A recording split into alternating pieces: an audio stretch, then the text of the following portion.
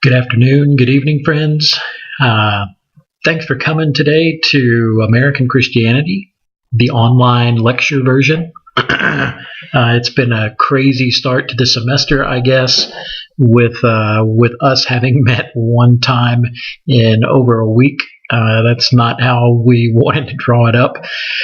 Thanks for Thanks for your patience with my illness issues last week that continue to linger even now. So apologies if there's evidence of that shows up during this lecture. Um, welcome to Welcome to the dining room table, and we'll have our little chat and conversation around the table today. So hopefully you'll have an opportunity to listen to this before class tomorrow. I'm anticipating class tomorrow, and we could talk about the arrival of Christianity in America, but wanted to make sure we've got some background factors in place and just didn't know where else to fit it in. And so I thought, well, let's do a little video lecture and you can watch it on your time. And yes, it will show up again come exam time, so you'll be responsible for that. There is a PowerPoint that I've sort of put together to go along with this for today that will be available to you on Blackboard as well, so it may be helpful to pull that up while engaging in this lecture and thinking along with me along those lines as well. So yeah, the schedule's been a little crazy. Throw in MLK Day and a snow day, and hopefully we're back at it tomorrow with things out of the way. That's certainly the hope. But in the meantime, wanted to go ahead and think about some things related to sort of the setting of Europe around 1600. If we think about Mayflower and some of that kind of historical beginnings that we tend to think about around 1620, I thought just sort of a random date to for us to think about would be 1620. I'm sorry, 1600. Just to sort of set the stage for what things were like in Europe at the time, what was going on, what was the situation. Yes, religiously, but as I got to thinking about it, I think saying some things about what was going on politically, what was going on socially is important for us to think about as well. So let me pull up this PowerPoint here and try to work through this a little bit together. Yeah, Europe in the 1600s, and I've sort of subtitled it "Prepping the Soil for a Harvest of Immigrants." Lots of people are going to be leaving Europe. I guess that's why we're setting the stage and going to this new world that has been discovered. Why are people going to want to leave? Why? What's going on that sort of compels people to be open to the opportunities and the possibilities of uprooting family, uprooting everything that you know, and going to a new place that really is untamed in all of those ways. So a couple of things that I wanted to think about. I guess one is thinking politically about the time period, about 1600. I guess one of the things that we see sort of emerging even out of a prior period, and I guess all of this is sort of a prior thing that we see sort of becoming more solidified by 1600. The emergence of nation states is one of the things that I think is important for us to think about. Sort of gone is the medieval way of doing things. The way that land was held.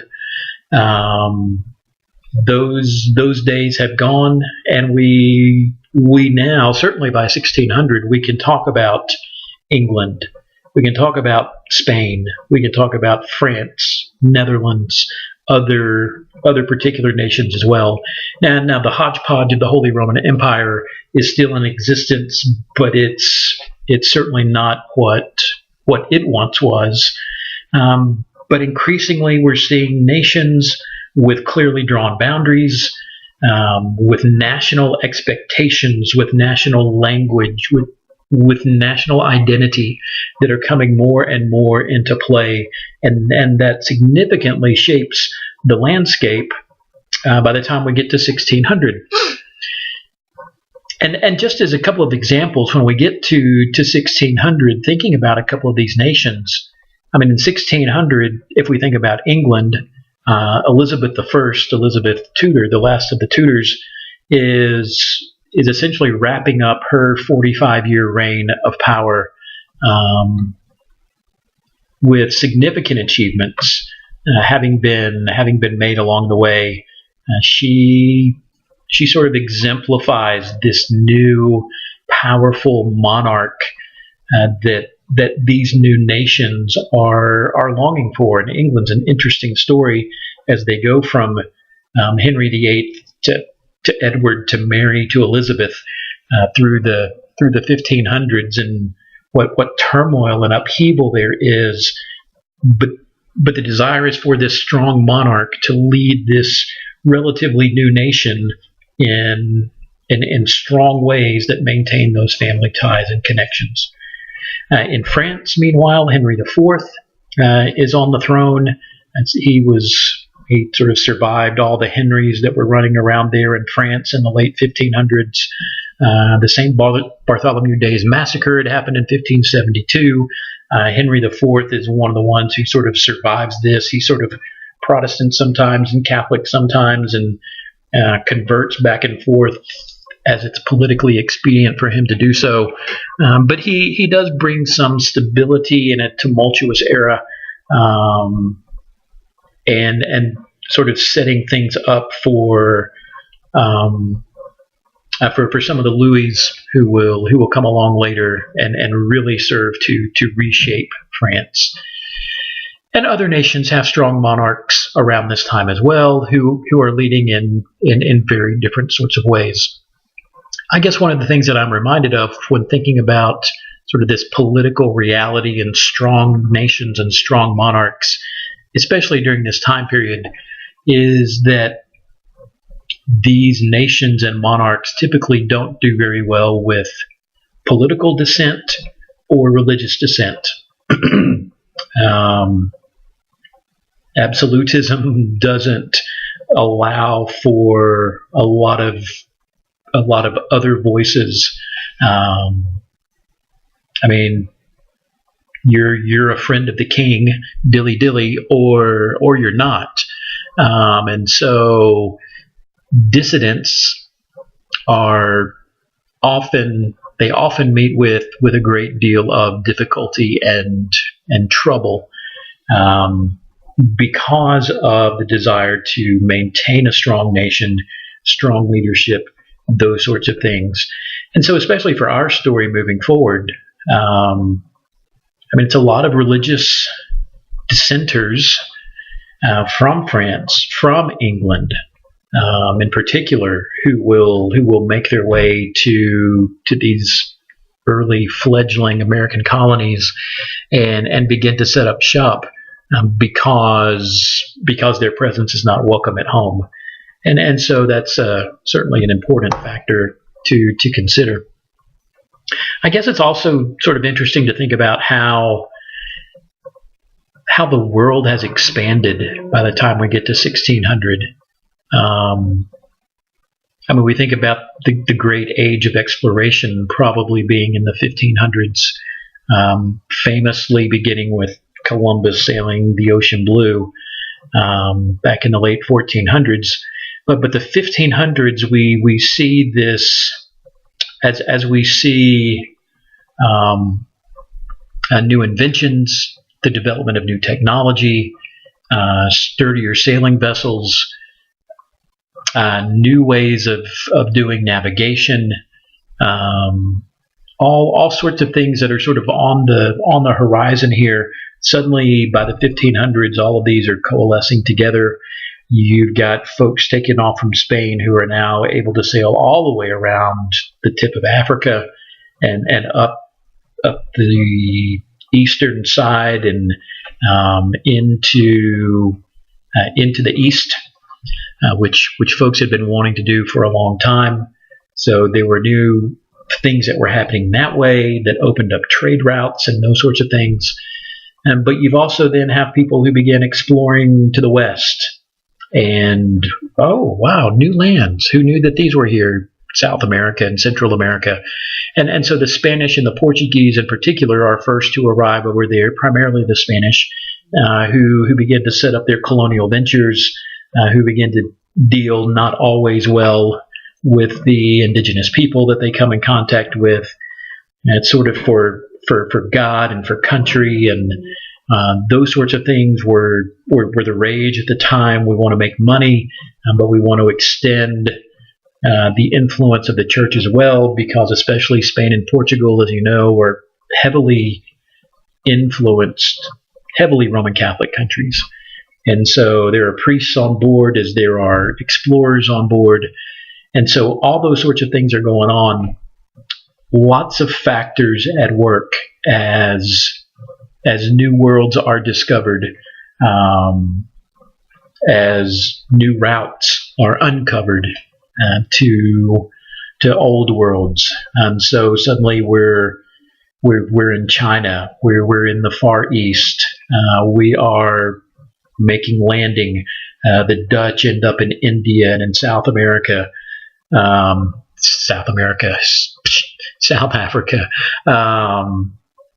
You get the English, who are sort of a little slower to the party, who are setting out primarily heading west, and with Cook and others who are sort of leading this exploring venture. Elizabeth even sends Walter Raleigh out to do his sort of very early failed colonial venture on the North American coast that turned out not so well prior to the opening of Jamestown.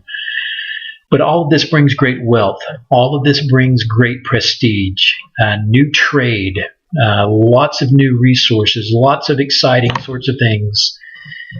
And it's a very mixed time period, as we mentioned. Politically, we want to grow and expand our reach. Economically, we want to open up new doors. We want to make people wealthy, those sorts of things. But then those religious motives are mixed in as well. And we'll see some of that probably in class on Friday when we think about some of the early Spanish, some of the early French who come to North America. It's very much religiously motivated in lots of ways. Now we can debate the merits of how they handled things, but it was an interesting time, and the church certainly wanted to be involved. The Roman Catholic Church certainly wanted to be involved in these new opportunities. Socially, if we think about Europe circa 1600,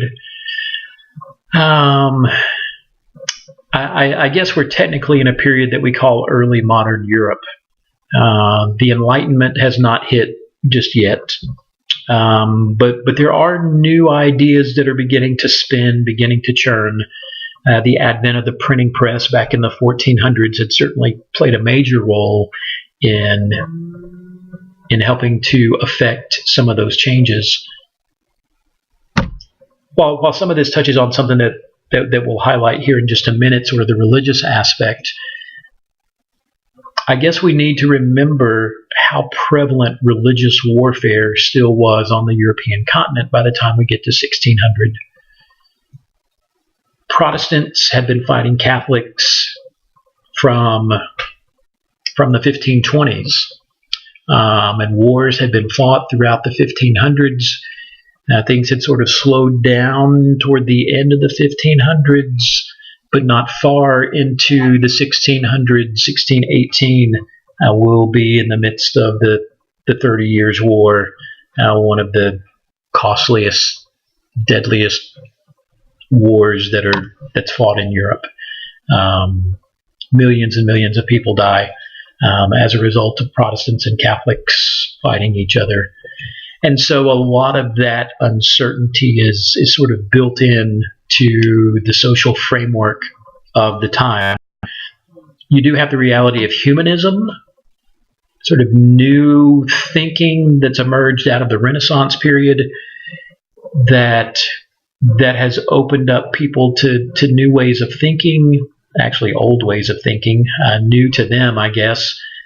They were exploring original language texts again for the first time, exploring ancient authors, trying to find the value in those for their own time period.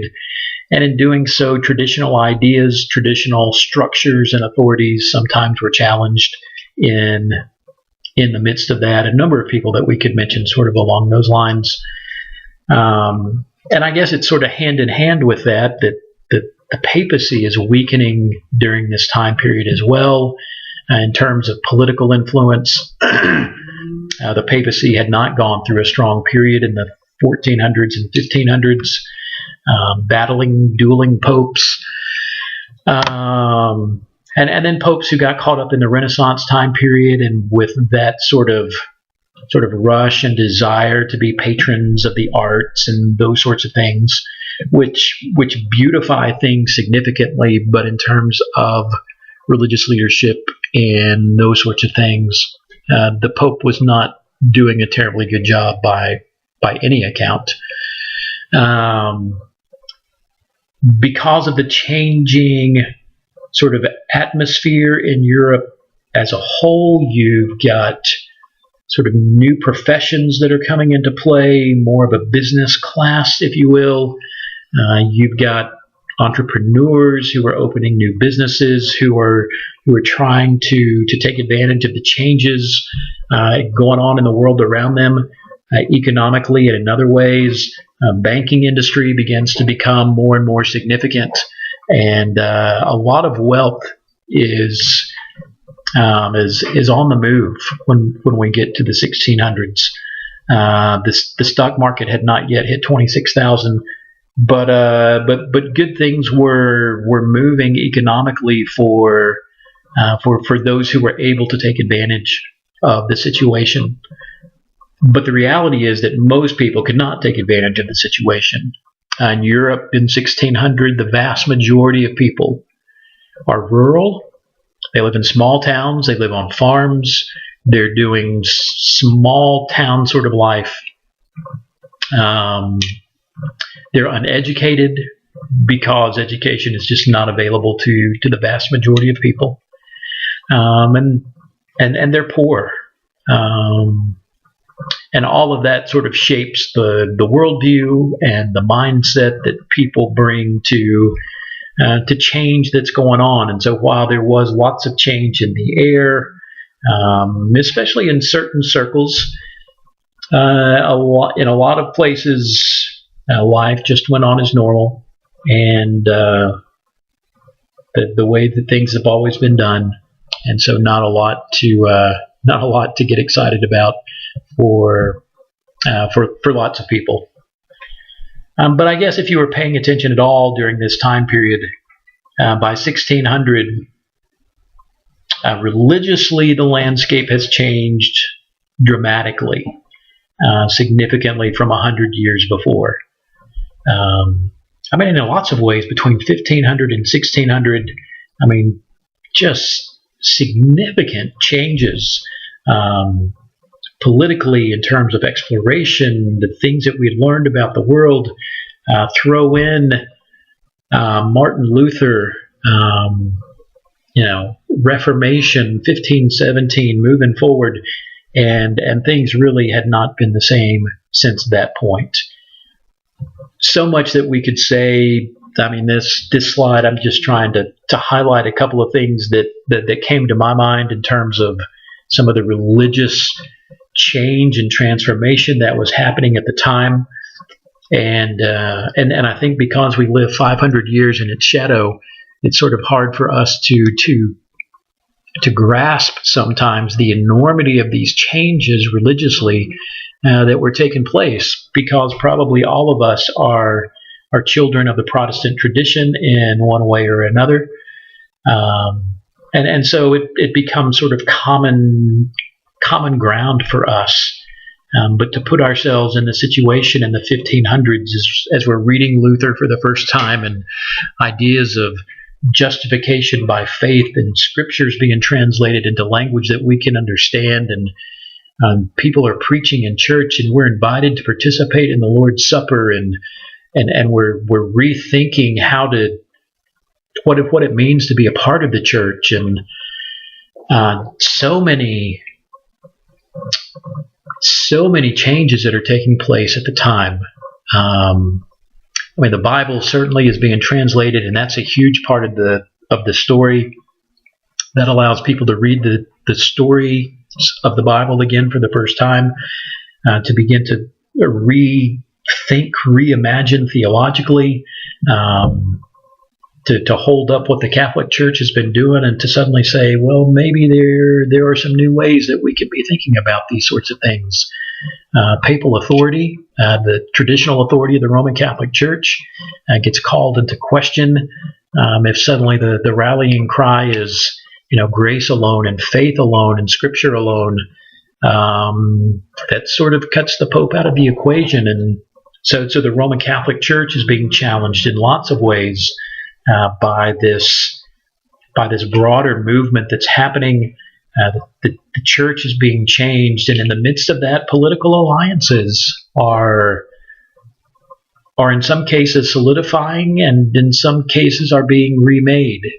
The Holy Roman Empire was a mess at this time, and you've got local princes who jump on board behind certain reformers and provide safe space, so that your map, which once upon a time was sort of all Roman Catholic, now it's sort of marked here and there by little Protestant territories. And those Protestant territories continue to spread, and we've got them in what we would now call Germany, but Swiss cantons, some of them become Protestant, some of them remain Roman Catholic. If you move into Scandinavian countries, a lot of them tended to move with the Protestant reformers. England is sort of a mixed bag depending on who's on the throne at the time. The Netherlands tend to be pretty open, relatively speaking. They're relatively tolerant of different ideas, but France locks in with the Pope, and Spain locks in with the Pope, and all the papal states and those sorts of things are certainly heavily under Roman Catholic influence. So the political religious map is being transformed during this time as people jockey for position. It's about position, it's about power, it's about survival. All of those things are at play and at stake throughout the 1500s, so that certainly by the time we get to 1600, you've got sort of strong sections of Protestant Europe. You've got very strong sections of Roman Catholic Europe, which is why we continue to have religious wars that are fought. But by and large, Roman Catholic influence certainly has taken a hit. A lack of strong papal leadership probably has something to do with that as well. But some of that is just sort of the time, the mix of ideas, a variety of factors that are in place that allow this Protestant Reformation to take root when it did in the 1500s in ways that it just wouldn't have or couldn't have in an earlier time period. So Europe, 1600s, things are changing. Things are crazy in some ways. They're exciting. But if you're among these folks who are reading the Bible for yourself and coming to ideas, and you live in France, you've got no home. Depending on where you live, situations may be very different. So what are you to do if you want to hold on to these new religious ideas, new religious teachings? Well, when there are opportunities that emerge to go take up residence in a new place, are you ready to do that or not? And as we will see in the early 1600s, it's a trickle at first, but the trickle becomes a pretty good stream of folks from Western Europe, from persecuted areas, who say, yeah, we'll take the challenge, and we'll head west and see what we can make of things. Well, the last thing that I've got here on the PowerPoint is just a couple of names to mention in terms of religious influence. I'm amazed at how many important people their star across the sky in the 1500s. It was a significant period of new religious ideas that were being founded and formed during this time period. And I don't want to talk about each of them in depth. That's a project for another class, those sorts of things. But it's interesting to consider.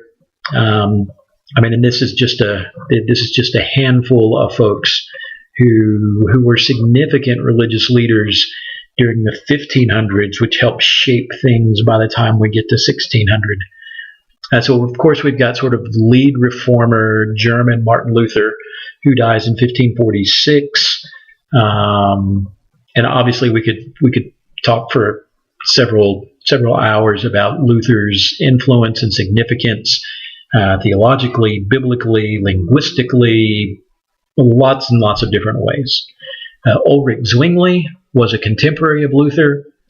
Zwingli's working in the Swiss canton of Zurich, where he is a Roman Catholic priest who moves, thanks to humanism, into Reformation ideas.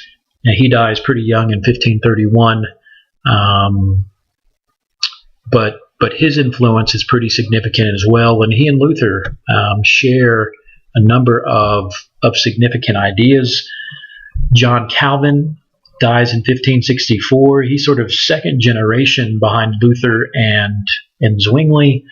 Calvin is rooted in the Swiss city of Geneva. He's sort of back and forth between France and Switzerland for a period of time, but settles in Geneva, where he gains control of the government and sets up essentially his own city on a hill, sort of his Christian Geneva, where he opens an academy. He trains leaders. He writes voluminously, and touching on lots of different areas.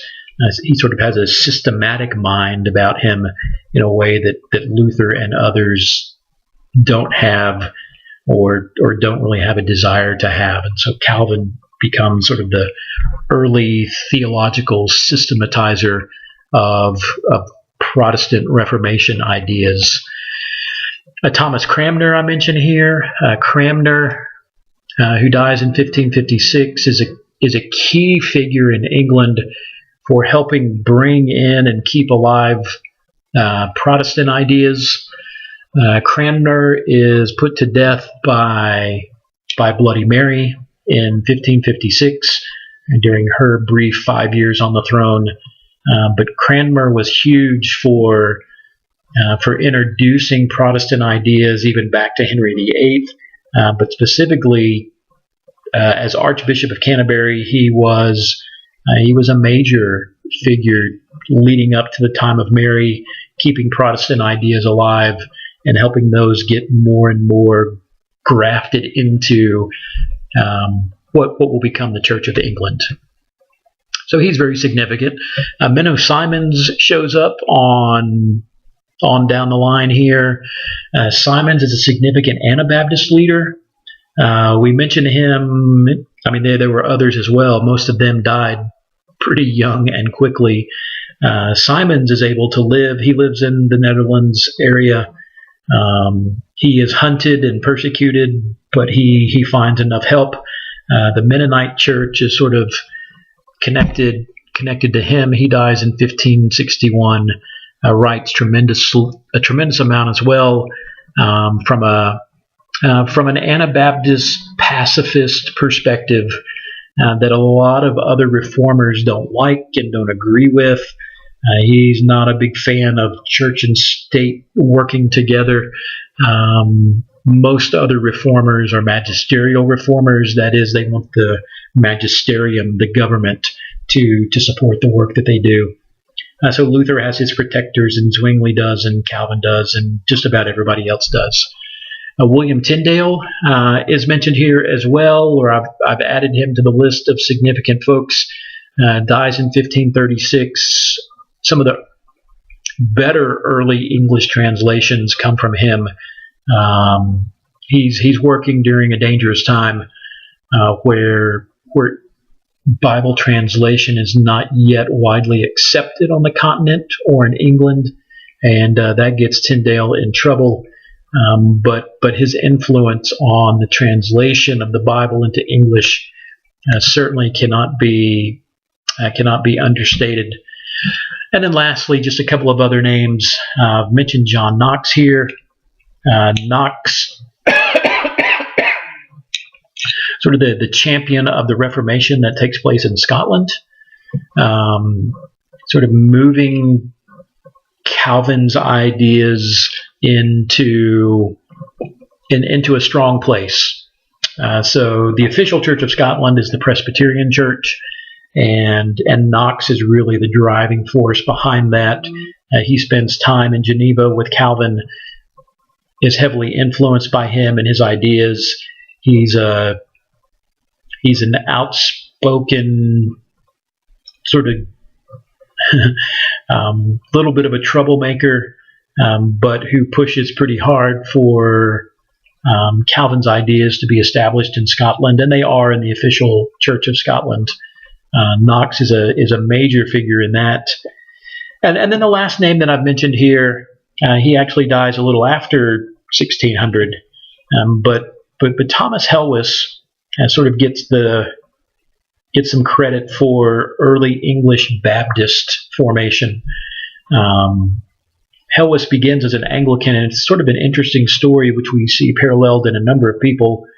He grows up in the Church of England, becomes dissatisfied, moves into sort of Puritan camps. They want to purify the Church of England of all of its sins.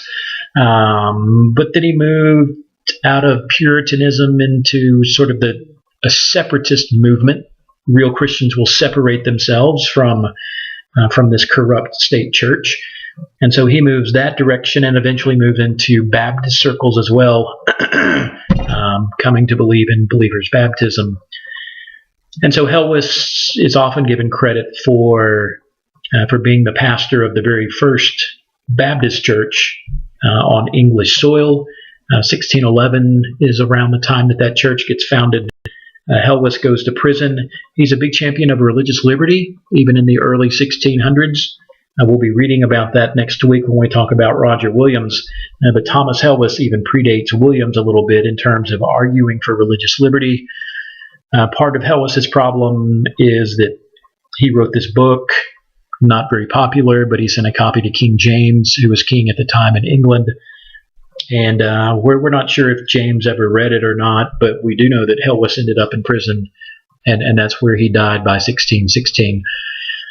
So, simply to say here, these are just 8 names and faces, but some significant folks who are on the scene in Western Europe at this particular time. Lots of new ideas are being promoted, and not always being readily accepted by the governments, those sorts of things, but widely accepted nonetheless in churches that are being built around these folks and these leaders. And so in times of persecution, what do? Well, we see followers of Helwys down the road end up getting on boats and going west. We get Presbyterians from Scotland who, for a variety of reasons, get on boats and head for these new colonies. Calvin's influence is significant in the Puritan movement. Anabaptists will begin to head toward the colonies as well, followers of Menno Simons and others. English dissenters will certainly be the big first wave of folks who make their way to the new colonies. Puritans and Separatists and Baptists and Quakers and others who will populate the eastern seaboard there for a period of time, and will set up their own churches and their own governments and those sorts of things, which is an interesting part of the story. So anyway, I hope that sort of helps to put a couple of things in context a little bit better, to think about. I mean, y'all have studied history enough to know that there's never a single cause for anything unfolding historically. There are always multiple causes for why something happened. There's always a complex set of reasons. And so as we think about folks who moved to the New World in the 1600s to these American colonies, where we'll pick up our story next time, I mean, there are political factors, there's economic factors, there's religious factors, social and cultural factors. There are all sorts of things that are in place that will compel people to risk, to make the move, to buy the ticket, to make the 4, 5, 6 month journey across the ocean, to risk disease, starvation, the unknown, all those sorts of things in order to chase the dream, whatever that dream might be. And it might be economic, it might be chasing freedom, it might be chasing religious opportunities that they haven't had before. Lots of interesting stories that sort of come together. So hopefully tomorrow we'll be back together face to face, and we'll talk a little bit about, briefly about sort of some of the early Spanish folks, some of the early French folks, and then some of the English folks who sort of paved the way, these earliest of settlers. What's going on there?